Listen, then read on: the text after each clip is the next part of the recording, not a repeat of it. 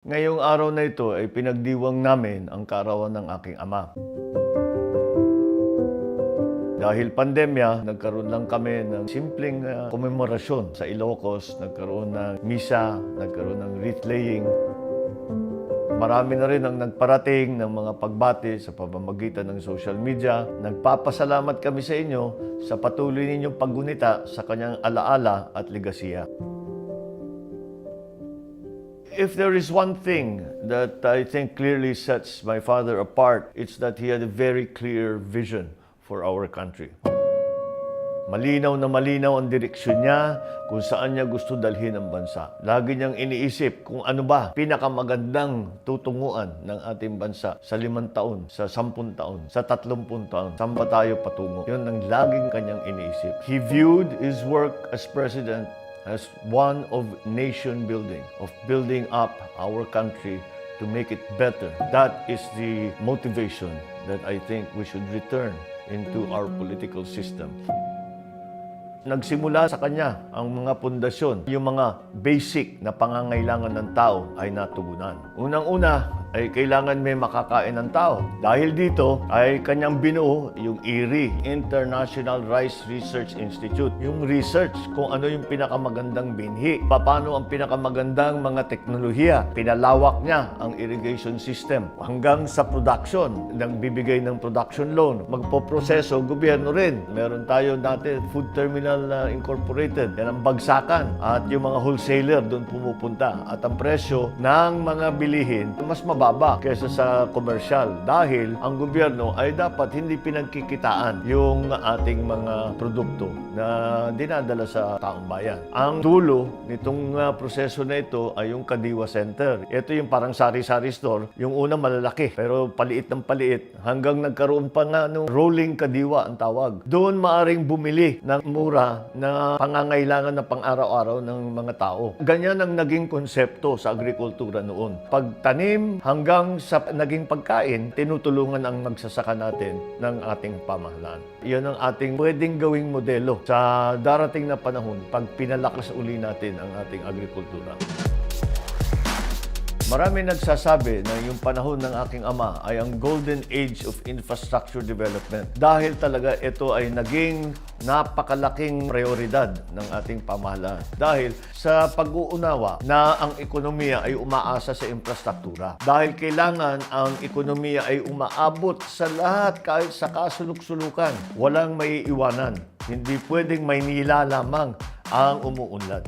Ang pinakamagandang halimbawa dyan, yung Pan-Philippine Highway. Apari hanggang Hulo, ang sa lagi nilang sinasabi, para pinagdugtong ang Luzon, ang Visayas at saka Mindanao para talagang nararamdaman natin na buo ang Pilipinas nag-iisa. Habang naman dumadami yung infrastruktura, kailangan mag-industrialize para mas gumanda ang hanap buhay, mas malaki ng ating mga negosyante dito sa Pilipinas. Kaya't ipinagsama na yan yung energy development. Nagtayo ng mga malalaking dam na ginagawang hydroelectric plant. Tayo ang isa sa mga nangunguna sa geothermal production ng power. Hanggang ngayon, kasama dun sa pagdagdag ng power ay yung rural electrification. Lahat na malalayo ay inaabot pa rin ng kuryente. Kaya naglagay tayo ng mga submarine cable mula sa Visayas hanggang sa Mindanao. Naging mataas ang electrification natin, nasa 90+% tayo. Sa larangan naman ng edukasyon, ito ay pinakamalaking prioridad talaga ng aking ama. Unang pangangailangan ay yung pagdagdag ng school building. Kaya naimbento yung tinatawag ng Marcos Prefab School Building. Yung prefabricated, hindi pa nauso yan noong 1967, 66. Dinala natin yung teknolohiyang yan para mas mabilis ang pagpatayo ng school building. Tapos yung training ng mga teacher, malaking bagay. Kung magaling ang teacher natin, magiging magaling ang mga graduate nila. At yan ang mga kailangan natin para pagandahin natin ang Pilipinas. Yung mga ibang lugar na walang college, nagkaroon tayo ng sistema ng University College. Ngayon tinatawag na SUC, State Universities and Colleges. Yung mga specialist institutes, kinabanggit ko na yung IRI, RITM na ginagamit natin ngayon, Research Institute on Tropical Medicine. Marami rin yung mga tinatawag na Marcos Scholar. Nakapag-aral sa Germany, nakapag-aral sa Amerika, nakapag-aral sa Europe, nakapag-aral sa Middle East, kung ano-ano yung naging specialization nila. At ang kanilang pambawi talaga ay tumulong sila sa pamahalaan dahil expert na sila. Nung panahon na yun, tayo ang pinakamataas na literacy rate sa Asia dahil dito sa kanyang development ng edukasyon.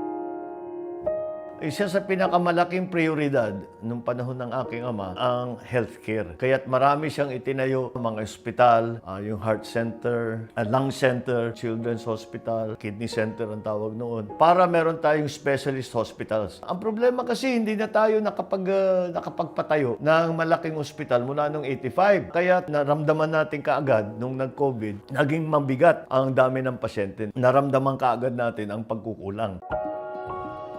Itong mga basics nito ay tinatamaan ngayon dahil sa pandemya. Yung ating food security, sino bang aakala na ang Pilipinas mag-i-import ng galunggong? Yung infrastructure natin ngayon, kailangan na nating idagdag dyan yung ating digital infrastructure. Ito yung mga bagong highway. Dahil totoo naman, yung ating mga buhay ay naging dependent na sa infrastruktura ng internet. Sa energy naman, may balita na tayo na nagkaka-brown out. Kaya kailangan makahanap tayo ng bagong panggagalingan ng ating kuryente. Isama na rin natin dyan yung mga bagong teknolohiya, yung mga windmill, kagaya dun sa amin sa Ilocos Norte, solar power. Lahat yan ay kailangan pag-aralan para madagdagan ang supply natin. Ngayon, na nandito ang pandemya, kailangan natin baguhin ang buong sistema ng edukasyon. Napakahirap nitong pagbabago na dinadanas natin dahil sa pandemya. Higit sa lahat ay kung paano natin haharapin ang pandemya, baka maulit pa. Paghandaan na natin, patibayin ang ating mga research institute, mga scientifico. Kailangan natin magtayo ulit ng mga ospital.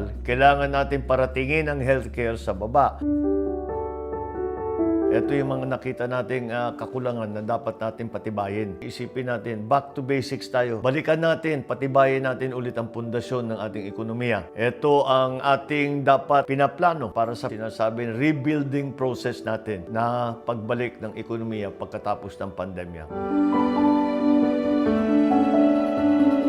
Magkaroon tayo ng pangarap para sa bansa. Let us have a vision for this country. Hindi lang tayo mag-survive, kundi tayo ay gumaganda ang buhay. Balikan natin yung nating naririnig noon na ang trabaho ng pamahalaan ay hindi lang mag-survive, kundi ay pinapaganda ang buhay ng bawat Pilipino. My father had a vision, a dream for our country. And he wanted to reach that dream by building this nation up. Let us return to that concept of service for nation building.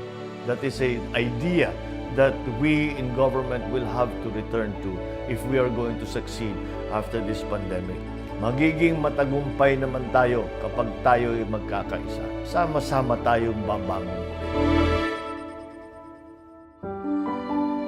Hi guys, once again, thanks for watching our dad's vlogs If you want to see more, remember to share, like, and subscribe.